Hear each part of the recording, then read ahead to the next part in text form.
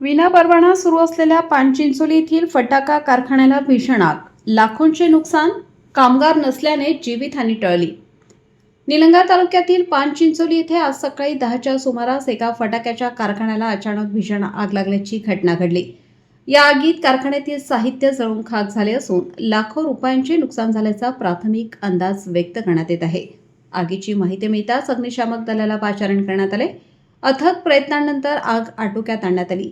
मात्र आग नेमकी कोणत्या कारणामुळे लागली हे अद्याप स्पष्ट झालेले नाही. सुदैवाने कारखान्यातील कामगार सकाळी 10च्या नंतर येत असल्याने आग लागली त्यावेळी कारखान्यात कोणीही उपस्थित नव्हते.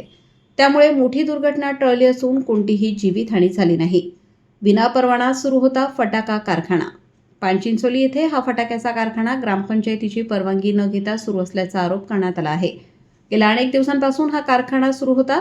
याबाबत ग्रामपंचायतीने 2 वेळा लेखी नोटीस बजावली होती. मात्र नोटीसीला उत्तर न दिल्याने ग्रामपंचायतीने पोलीस ठाण्यातही तक्रार दाखल केली होती.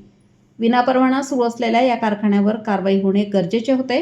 मात्र प्रशासनाकडून दुर्लक्ष झाल्याने ही घटना घडली असा आरोप पानचिंचोलीचे माजी सरपंच तथा ग्रामपंचायत सदस्य श्रीकांत साळुंखे यांनी केला आहे.